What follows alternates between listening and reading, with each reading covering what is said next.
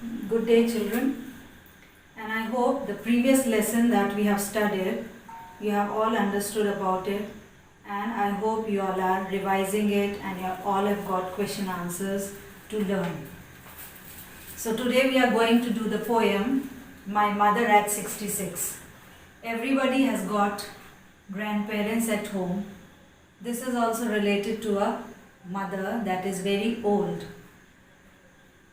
So you must be having your grandparents, and sometimes you must have seen them sleeping for hours without any movement, and that time you must have thought something bad about it.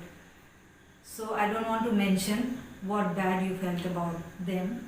So here the poetess of India, Kamala Das, she was born in Kerala, and from her house she was going to the Cochin airport.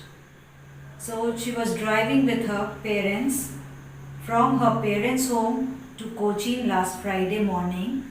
I saw my mother beside me, doors open mouth, her face ashen like that of a corpse, and realized with pain.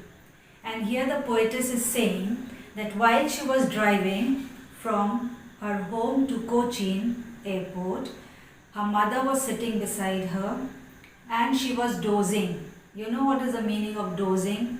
When we sleep for a short nap, we can say nap. With the open mouth, she was sitting and her face was wrinkled and she was grown old, so it was looking like ash. And her face appeared to be like a corpse's face. Corpse, you know, a dead body. So her face looked like that, and the poetess, she felt quite painful to see her mother in that position. And then the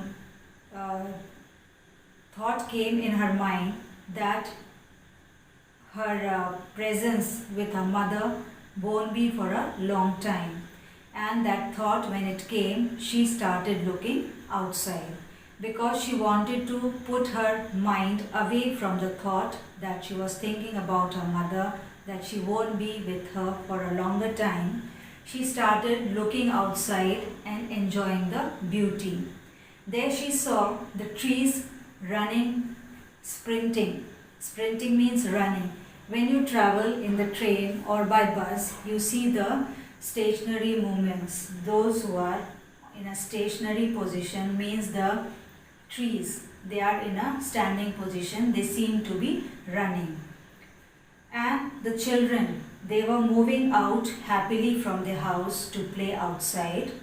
So here it says, the merry children spilling out of their homes. But after the airport security check, standing a few yards away, I looked again at her. And when she reached the airport, there the security checking was done. And then she was standing a few steps away from the car. Then from there again she looked at her mother and she saw the pale face, the faded face. The face was yellowish in color as a late winter moon. You must have seen the moon in winter season because of the dew and the foggy fog. The moon appears to be blurred.